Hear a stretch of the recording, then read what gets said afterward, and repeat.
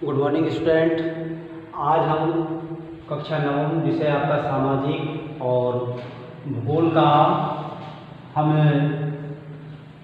अगला पाठ देख रहे हैं और पाठ का नाम आपका अफवाह है, अर्थात हमारा जो टॉपिक है आज का वह अफवाह है। तो हम इसमें देखेंगे कि अफवाह शब्द एक क्षेत्र के नदी तंत्र की व्याख्या करता है। यानी अफवाह का मतलब है कि एक नदी और उसकी विभिन्न सहायक नदियाँ जो दोनों ओर से उसमें आकर के मिल रही हैं और एक नदी को जो है जलराशि एक नदी पे एकत्र कर रही हैं और एक बड़ी नदी विभिन्न नदियों से जल ग्रहण करते हुए आगे बढ़ते जाती है और एक नदी तंत्र की या नदी अफवाह क्षेत्र की रचना का निर्माण करती है, ठीक है ना। और अंत में वह जाकर के अपने गंतव्य, चाहे वो एक बड़ी झील हो, सागर हो या महासागर हो, वहाँ जाकर के समा जाती है। उसको हम जो है सामान्य भाषा में अफवाह क्षेत्र, एक नदी का अफवाह क्षेत्र या अफवाह क्षेत्र कह देते हैं। जैसे हमने लिखा भी है कि भारत के भौतिक मानचित्र को हम देखें तो आप पाएंगे कि विभिन्न दिशाओं से छोटी छोटी धाराएं आकर के एक साथ मिल जाती हैं। जैसा मैंने अभी आपको बताया था कि कई छोटी छोटी धाराएं आकर के मुख्य नदी से मिलती हैं। वो मुख्य नदी किसी अन्य की सहायक है तो वहाँ जाके मिल जाती है, या सहायक नहीं है तो वह विभिन्न छोटी छोटी धाराओं को अपने आप में समाहित करते हुए अपने गंतव्य की ओर आगे बढ़ती है, ठीक है ना। ऐसे ही कह रहा है कि साथ मिल जाती है तथा एक मुख्य नदी का निर्माण करती है। जैसा हमने बताया था अभी, कुछ उदाहरण के तौर पर हमने दिया है, जैसे कि गंगा नदी तंत्र। तो हम यहाँ देख सकते हैं कि गंगा नदी तंत्र में गंगा की मुख्य धारा भागीरथी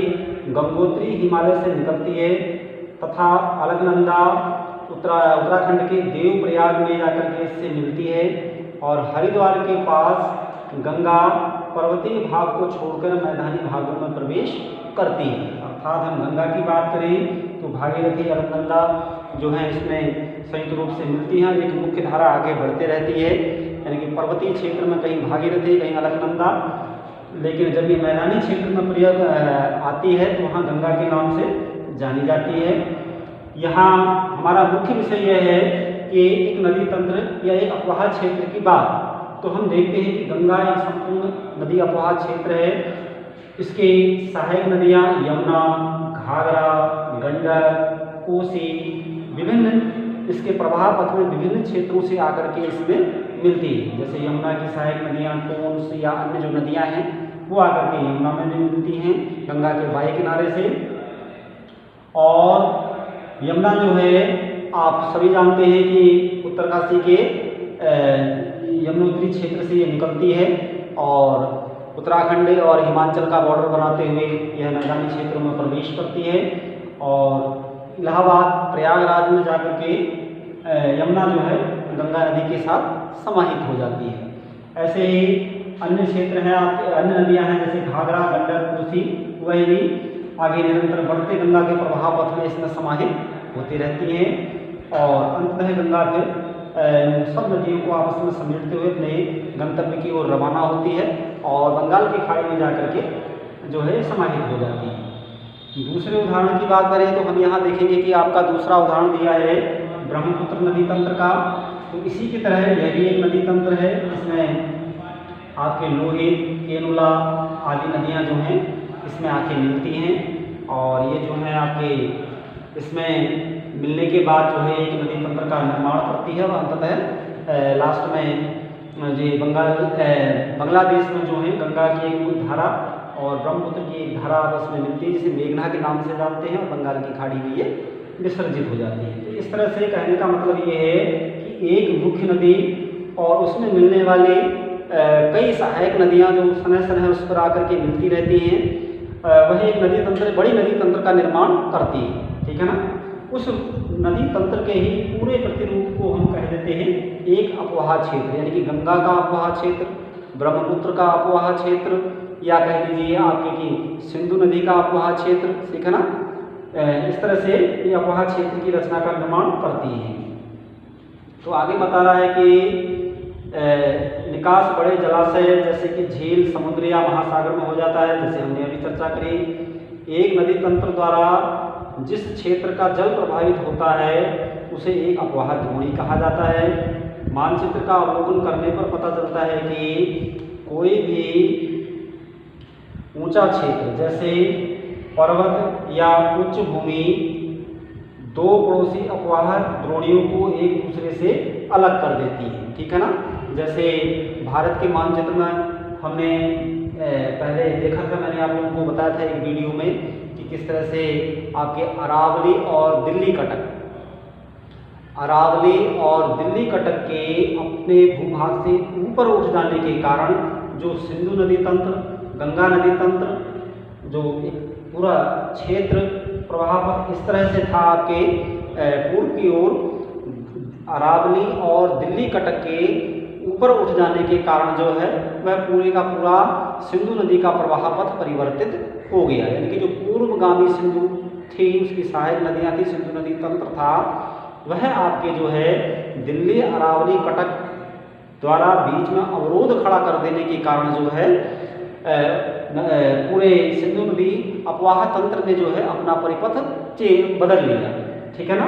तो यहाँ एक चित्र भी दिया है कि जैसे दिया है जल विभाजन की बात करी है, मैंने यहाँ नीचे जल विभाजन लिखा है, आप लोगों को नहीं दिख रहा है तो मैं यहाँ लिख देता हूँ।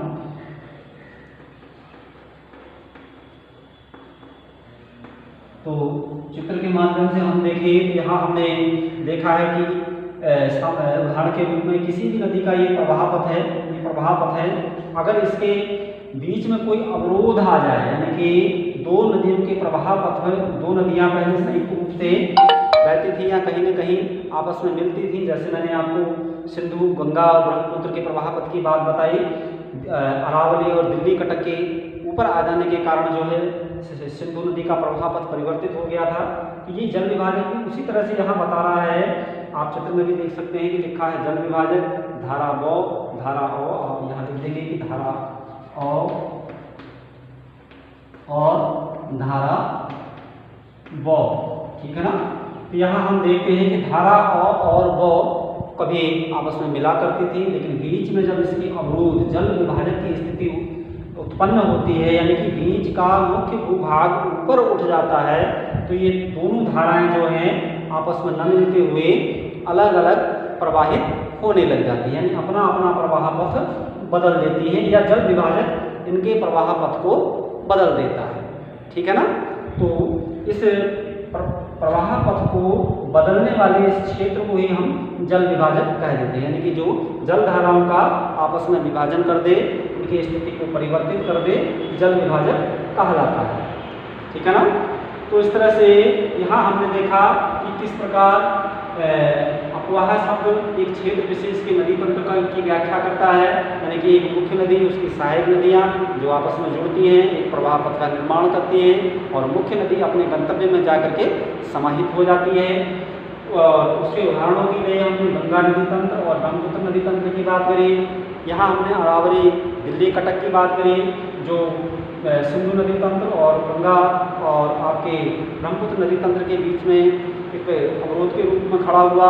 जिसके परिणाम स्वरूप जो है गंगा सिंधु सब नदियों का अपवाह तंत्र आज से लाखों वर्षों पहले परिवर्तित हो गया। जो वर्तमान स्वरूप हमें दिखाई देता है वो दिल्ली और अरावली के अवरोध के बीच में आ जाने, यानी कि उच्च भाग के ऊपर उठ जाने के कारण नदी गंगा, सिंधु या ब्रह्मपुत्र नदियों का प्रवाह पथ में इस तरह का वर्तमान स्वरूप में दिखाई देता है। तो एक जल विभाजन के रूप में जो है ये अवरोध बीच में उत्पन्न हो जाते हैं, तो प्रवाह पथ को परिवर्तित कर देते हैं, ठीक है ना। तो आज के लिए अपवाह इस टॉपिक पे इतना ही, धन्यवाद।